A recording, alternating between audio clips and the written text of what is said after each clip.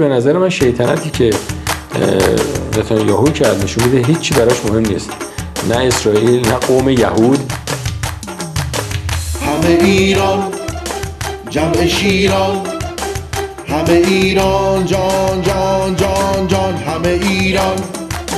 چون واقعا این قوم یهود و بنی اسرائیل اصلا آبرو دیگه ندارن تو دنیا. کسی بگه من یهودی هم خجالت بکشه. همه ایران جمع شیران، همه ایران جان جان جان جان، همه ایران. واسه ایران جان در دل طوفان باز میخوام بجنگم.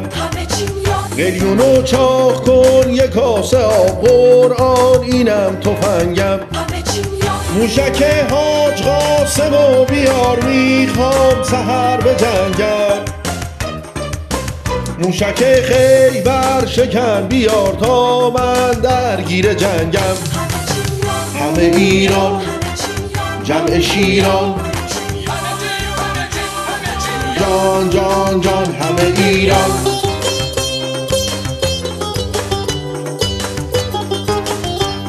این دین در بین بقیه ادیان الان دیگه آسیب دیده است. تو این منطقه بقا داشته باشیم به حرف خودمون رو دقیق بزنیم، ولی اگه بخوام به این صورت بشه اینا زدن و رفتن و خداحافظ، این خبر نیست.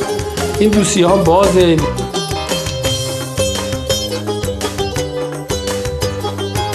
همه ایران جمع شیران، همه ایران جان جان جان جان، همه ایران. شما نمیتونید بزنید در شهر آقایش رو اعتراف ندید. همه ایران جمع شیران، همه ایران جان جان جان جان، همه ایران.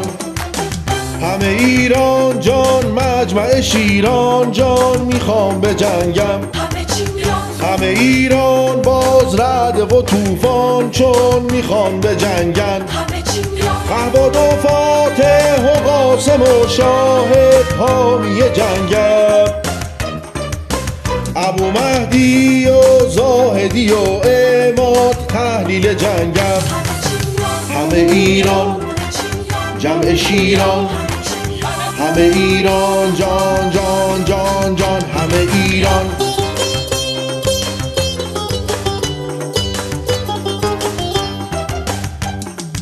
ما حالا 45 سال داریم این ضربه ها میخوریم دیگه، ولی اینا همش صورت حساب داره.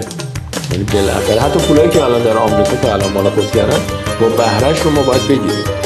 اینطوری نیست که بگن ما زدیم و رفتیم و بعد هیچی. یا مثلا الان 50-60 هزار جانباز شیمیایی همه ایران جمع شیران، همه ایران جان جان جان جان، همه ایران. حاج قاسم رو شما نمیتونید بزنید در شهر آقایش رو اعتراف کرد دیگه. همه ایران جمع شیران، همه ایران جان جان جان جان، همه ایران. پهباد ابابیل و بیار با ابرهه بجنگم. موشک آرش نتانیاهو رو باز گرفت به چنگش. هر کسی باشه دشمن ایرانم باهاش می جنگم. همگی با هم تلاوی و حیفا رو زدیم آتش. همه ایران جمع شیران، جان جان جان، همه ایران. یعنی هم به همین صورت حاج قاسم رو شما نمیتونید بزنید در شهر آقایش رو اعتراف کرد دیگه. ترامپ به نظر ما محکومه، او هم باید این جواب بده.